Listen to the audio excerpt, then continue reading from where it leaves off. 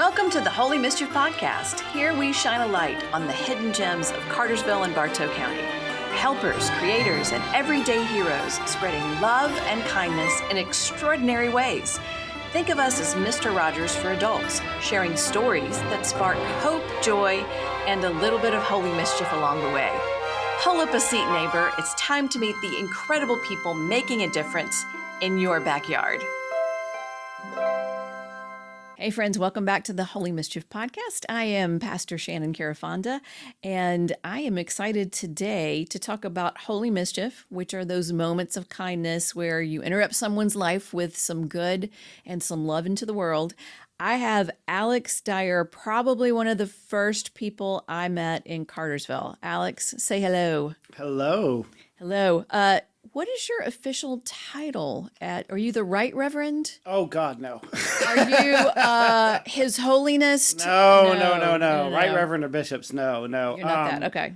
I'm just a simple parish priest. No, but we go by the title of rector in the Episcopal Church because we like to be odd and make up all these funny words. So yes. Well, you know I have a liturgical envy of the Episcopals. You guys have all of the good garb, all of the bells and smells and bling too. Yes. Yeah, it's really nice. We don't have all of that, but you called me the first week I was in the office and had not met but just a handful of people.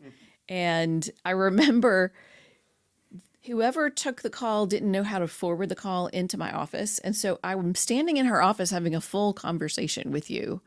And you were like, hey, I just try to meet people and get together. And I was like, how long you been here? And you were like, it's been a week. I've been a whole week. Probably, a hot second, yeah. Yeah.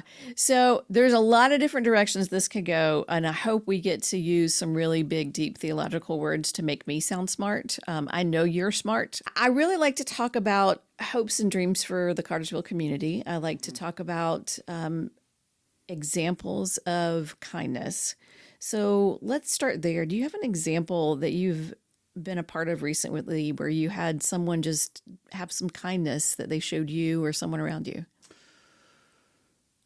Yeah, well, I mean, it's hard to pinpoint one thing. And actually, in thinking about preparing this, I thought, man, I need to see the world differently, type of thing too, because some stuff you just take for granted. I will say, it is those small things though. So we moved from Denver, Colorado, and the Denver people are great. I don't want to hate on Denver people or whatever too, but there's something moving back into the South. Yeah. Of just, I mean, there is something about that Southern hospitality. Now, the South is not perfect. Don't get me wrong. And there's still that thing is it's a little stuff of people holding the door, people saying hello, people looking you in the eye, people greeting you, all those different things to where I don't know, I guess it was about a year ago. We also lived in New Haven, Connecticut. I went back up there for a funeral, and it was just the contrast was just so stark. Yeah. Again, don't want to hate on New Haven. Love the pizza, love the people. Yeah. But it's just, it was just a little thing of just the niceness and the pleasantries that you get. Part of that comes with a sense of hospitality. I know your church probably did the same as my church. When came down here, I was warmly welcomed. I was fed well. Those they put on matter. The best behavior. They're on good behavior. Yeah. But it's that that hospitality, I think. Yeah. And that acknowledgement and that kind of I feel more connected sometimes down here in the South just because of those simple pleasantries of holding the door, doing those things and being nice, I think those things matter. Yeah. Yeah, I would agree with that. Greg, you're our production director. Yay. You're from Oklahoma. I am from Oklahoma. Do you sense the difference between Georgia and Oklahoma in that? Yes. I think that depends on how you classify regionally where things are considered the South. Right. We don't consider Oklahoma the South. I don't either. If it doesn't border another country or a body of water, it's Midwest. Right. Thank you. You're welcome. You are in the SEC conference, but no, I have always considered Oklahoma the Midwest because it has so many more Midwest qualities to it than South. I always say that Oklahoma country and Southern country are very different types of country. Oklahoma country is more kind of a softer version of Texas. It's very cowboy culture. And here, like Southern culture is different than that, what you consider Western culture. And, and I could also attest to that too, because I've been to Denver many times. That's where my mom lives now. So it's like, you know, they're different. Well, and Colorado itself is also kind of split right down the middle geographically, and you got cowboy culture on one side, and I don't know what do you call the other culture in the Denver side. Probably a little more, but there's still there's that, and this is again not to critique, but there's this rugged individualism. I think that is, it's a part of our country, right? Yeah, And but I they're think so spread apart yeah, physically. we struggle with that in the sense of just as a country as a whole, are we rugged individuals, but yet we're all about community as well too, and this, you see it more pronounced in different areas of our country. And there's some benefits to that too, to that rugged individualism too. I think, a lot of benefits to it. But for me and my personality too, a lot of it was just like, wow, it's nice to get back to a region of the country again that's a little bit more like we're a little bit more connected. It's like, hey, how you doing? How's your mama? Yeah. There's just these things that I didn't appreciate, I guess, in the South. And so I was born in Tennessee. Then we moved outside of Washington, D.C. And Washington, D.C. is neither fish nor fowl. It's kind of, in the middle there between the South, and there's some Southern things. And then there's definitely some not Southern things. Yeah. But, coming down here, I think, and just kind of getting back into that. My dad had always lived in Tennessee, so I always have some kind of Southern connection. It's just like a different mentality, and it's great to have that, again, that connectedness. It's small acts of kindness that I think are important and go kind of a long way. Yes, to keeping a civil society, but I think I don't know, I feel more connected with people that, Yeah. when they say, hey, how you doing? We have a little conversation. I mean, yeah, sometimes in the grocery store, I want to get going. In and out. Yeah, in and out or whatever too. But I've learned right now, again, like That's years. why God created Instacart. Yes. And it was good. And it was good. But generally, no, but I like that connectedness of people. And I'm trying to appreciate that. Yeah. Ask me in 10 years, I don't know, maybe I'll think a little bit differently, but probably not. So I've got to ask you, do you remember the first time you heard me talk about Holy Mischief? And what did you think? I was intrigued. Oh, okay, that's good. That's a good sign. You weren't like, huh? Yeah. I mean, I took it to a sense of a good kind of trouble, Right. type of thing too, that causing that. And if I remember correctly, I may have, probed you a little bit on that, like what does that mean or whatever too.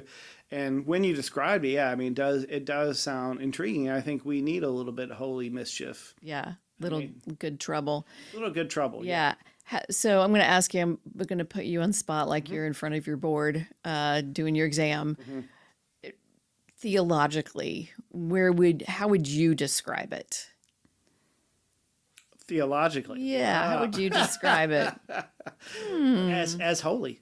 There we go. Yes. I mean, I think, from what I understand is God encourages us, invites us, yearns for us, I could say, even go far, to not simply go with the status quo.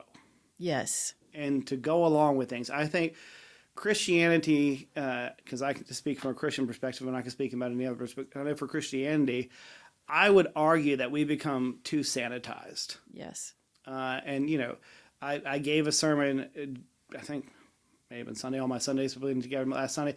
But the idea of like being a Christian is not simply just being nice. Right. Like a nice person, don't cuss in front of your grandma, mind your P's and Q's or whatever too. But that it goes way beyond that, type of thing too. And I think, part of it, and I would go a step further, maybe or maybe not the Holy Mischief, but it's a challenge, really, the status quo of things, and to get in trouble. I mean, one of my favorite quotes is like, be the type of person, or hang out with people that are going to ruin your reputation among religious people. And I think, that's what Jesus did. If we look back and we try to sanitize Jesus, we try to make everything kind of neat and fit in our box, in our comfort zone. But a lot of times, Jesus pushed the edge. Yeah. And I think, I saw a quote recently that has been just really resonating with me because, it's something I've had to do a lot of praying about. It says, like, do we admire Jesus or do we follow Jesus? And I think a lot of us, Christianity, myself included, like I'm not standing up here like on this mountaintop like I'm perfect. We're willing to admire Jesus. Like we admire his teachings. He's got a good things to say. Like why not love your neighbor? Hey, that sounds great. But then like when it comes to the actual, getting past the status quo, pushing things, disrupting people, challenging our society, challenging the way things are, asking questions, then, I think that's following Jesus. Yeah. And are you a follower or are you a fan? yeah, exactly. Perfect. Yeah. Are you a follower or you're a fan? And like, he's got maybe even bandwagon fans, I would say, to jump on. But, I think it goes deeper. And I think Christianity is at its best when it challenges us. I know it challenges me all the time. Do you get political in the pulpit? Yes. You do? Okay. Undoubtedly. I get political. And I want to, now people are probably going crazy, but I don't, but I try not to get partisan. And to me, that's very different. Yeah, it is. And I think we use those words interchangeably, and a lot of people say, well, I don't want to know about politics. So I was like, well, you don't want to know about Jesus. Because Jesus talked about Jesus politics. was by far a political, he was amongst people living under oppression. Right. They had their notion of what they thought the Savior should be, right, type of thing too. He said, nah, we're going to do it this way, type of thing too. And he really seemed to uproot, civil society and religious society, and to come with something new. Otherwise, if he just kept the status quo, who would have listened to him, right? Type of thing too. I mean, we listen to people who are going to bring and do that. So I think that's what, God kind of wants for us. So yes, I try not to be partisan is what I try not to do. Now, undoubtedly, probably some of my, stuff aligns up with one party over another too. But, I never promote a party, I never do so. I really always try to stay centered in the gospel. Yeah. And if people have a problem with that, like I'm open to conversation. When I was interviewing for the Church of the Ascension, they said, what if somebody disagrees with your sermon type of thing too? I said, awesome, great. Let's talk. Yeah. Let's have that conversation. Because I love to talk about my sermons, because I don't always have it right, type of thing. I'm up here trying to figure all this Jesus stuff out along with everybody else. Sure, have a bit more education. Sure, whatever too. Maybe think about it a little bit more than the average person. But the reality is we're all trying to figure it out. So let's have that conversation. What I don't want to do is somebody walk away from my sermon and go, meh. Oh, that's the worst. That's the worst. Yeah, that's the worst. Or we get a great message. What'd you like about it? What was it about today? Yeah, exactly. I want to, and I think following in the footsteps of Jesus, right? People remember his stuff, to where they're writing it down, years still later. Telling stories. Yeah, still telling stories about that Jesus thing. So yeah, I try not to get partisan. I try to be aware of that. Realizing I have a congregation too, who voted, for different people, right, who align themselves differently. I don't want to necessarily ostracize stuff. So, but I challenge probably some people in my congregation to think differently. We had a conversation around November about values we shared, right? And I knew there were different political, but I said, and the reality of it is not, who I want to vote for. Is really prayerfully thinking about who does Jesus want me to vote for, and how does it align with the teachings of Jesus? Yeah. And around that, and people interpret that in different ways. Yeah. But I think it's a conversation that I think we should be having. Yeah. I'm the same way. The way everything that you're saying, it's like that's like my mission always, especially when it comes to being somebody who's political actively but not partisan. Really resonates with me because that's exactly what I do as well. Yeah. So that's just wanted to say I love everything you're saying.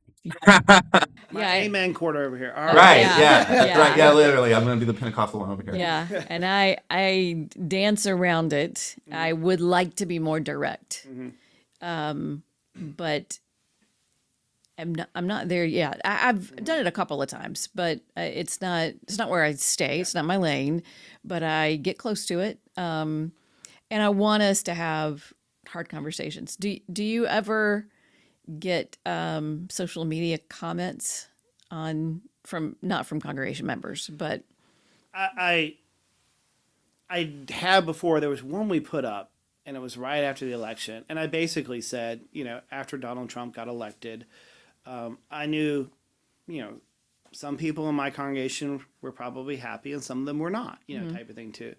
But the people that were not, and I basically said, listen, it doesn't matter whether you're happy or whether you're not. Like, our mission remains the same no matter who the president is. right?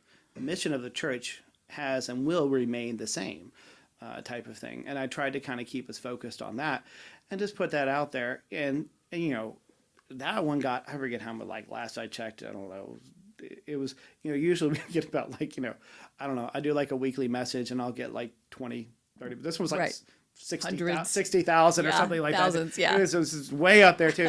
And I read the comment section, but I also know that with all love and respect, the comment section is not really where I want to spend my time. That's a great. Because people get behind a keyboard, and I think to use my traditionalist language, we would use something called the baptismal covenant, and one of those is to respect the dignity of every human being, strive for justice. Anyway, there's a whole list of things like that we strive to do, but when we get behind a keyboard, Yeah. it's like All out the window. all it's out the window. All bets like are off. I can say what I want to say. Everything. It's like Yeah. no, maybe you should, type of thing. Yeah. What's interesting is my message can be as gospel centered as anything. And the comments will be, this is antithetical to the gospel. I can't believe you lost me at pastor. What are you doing up there? They'll quote Timothy. They'll do all these sorts of things. And I was not expecting that being in this role. I can't remember if my last church had a TikTok account, but I don't remember ever having those comments. Occasionally someone would say, I was raised fundamentalist and I have a little bit of a hard time with the female, but it sounds like you're really centered in Christ. So, it might be okay. There was a female pastor that was here in Cartersville, and before I was actually hired, I was interacting with her a little bit too through her search committee too, and she talked about how she kind of experienced some similar things here in Cartersville. I don't want to tell her story. But the point is, I said to her, don't worry, they're not going to be talking about you for a while because when I come to town, I'm bringing my husband as well. So that I was like, don't worry, he'll be old news. Well, listen, if we have a clip for TikTok, between me and you together, we'll get thousands and thousands of people who. So you can feel free to put all the comments on there about how I'm not a real priest and everything else like that too. But, that's fine. Along the similar lines, when there was a Tucker Carlson show. Did you just mention Tucker Carlson? I did. Now we're really now we're getting into it. Here we go. Well, Tucker invited me on or whatever too, because I was. That's right, because you were in D.C. Yeah, I was in D.C. Causing Holy Mischief before I knew it was Holy Mischief. Right. Type around too, and we had a conversation about that, and many people saw that. Felt the need to call me, felt the need to send me angry emails and letters and whatnot too. I was hoping you were going to be like, people were like, good for you. Way to be strong. Some people were, but Okay, some that's people, good. Across the country, here I am in DC and they're in Wisconsin and they, feel the need to, but again, I take that with, you can put your comments in, you can do whatever. The reality of it is you don't know me, and I think, as one who was ordained when the Episcopal Church was wrestling with sexuality, and we wrestled with it, theologically, Right. biblically. How do we just didn't wake up one day and say, "Hey, let's just do this." Right. There was some real wrestling with that, and growing up with that. One of my seminary professors said it was true. It's we can argue theology, we can argue all the whatever we want. It's relationships that are going to change people. And some people in my church were thinking about leaving. Right. I know when they hired a gay priest, that was not that would have been top of their list. Right. You know, of like boxes to check. Like, that's not this type of church. Maybe some other churches, not this type of church. And most of them stayed. Almost all of them stayed. And said, we're going to give you a shot. And some of those people right now are some of what I would consider my closest allies, friends, people Nice. along the thing too. Because, you know, they got to know me. They're like, hey, like, we have some things in common. I agree with this guy, you know. And you have this concept of what, you know, what gay is, what female pastor is, what all these different kind of things do. But if we really just try to get to know people. Now, if you get to know me and you still don't like me, okay. Fine. That's acceptable. Not everybody has to like me, you know, type of thing too. But I think, you know, getting to know someone, right? And that idea of loving your neighbor, you know, again, we don't have to like all our neighbors, but we have to love all our neighbors. Yeah. And if you can truly tell me that before I even open my mouth, that you're loving me as a neighbor, okay, you can live with that. That's fine. But like, you know, I might challenge that assumption. Right. Do you know, are you the first openly gay clergy in Cartersville? As far as I know, if there's anybody out there that can correct me, please do. Yeah. Because in some ways it'd be great not to be the first. Not to be the first. So the reality of it is like, let's focus on what's real, you know, and I think that's what we're called to do. Amen. I like to think of this podcast as Mr. Rogers for Adults, who are the people in your neighborhood who are doing good things, and you're definitely doing some good things, and have a little gift for you. Ooh. And you're going to laugh when I give this to you. Oh, gosh. So I have a Holy Mischief button for you, first of all, because you're a Holy Mischief maker. So wear it with pride and have people ask you about it and tell them they have to go do some good trouble. The other is that this sort of advertises the podcast. But if you take this to Noble in Maine, Yes. you can get a coffee for you and a coffee to give away. And Alex is going to laugh at that a little bit because we've been trying to have a clergy coffee on a regular basis for a while. Summer slump happened and we haven't gotten our act together. So it's even difficult for clergy to try to get together on a regular basis. You know, let's plug Ascension for a second. When are your worship services on Sunday? Well, I'm glad you asked. Yes. We start early at Church of the Ascension at 7:45 a.m. Ooh. And then we also have, that's a kind of service with little music or whatever, no music actually at all. Then we do a 9 o'clock all ages service, geared a little bit more towards our youth or whatever too, but definitely where anybody of any age could feel comfortable. And then our traditional, the one you're probably envious of, where all the, you know, all the bells and smells. all the bells and smells. Yeah, we don't do bells or smells, but it is. Wait, what? You don't do incense during Holy Week or anything? Well, like we that? do it during Easter, only special Easter. occasions. Okay. You know, we keep it up on the shelf until, you know, special occasions and bring it down. But you know, we celebrate the Eucharist Every Sunday. Every Sunday as a part of who we are and our ancient tradition that goes back to the earliest of Christians. So we go back to that. That's the way we do things. Right. You know, and so that takes place at 11 o'clock. So again, 7:45, 9, and 11. Awesome. Thank you so much, Alex, for coming on. Thank you. Always a pleasure to talk to you. Thanks for listening. We hope you enjoyed today's dose of hope and holy mischief. A big thank you to Trinity United Methodist Church for sponsoring this podcast and supporting stories that uplift our community. Until next time, keep spreading kindness and making a difference. And remember, God loves you, and so do I.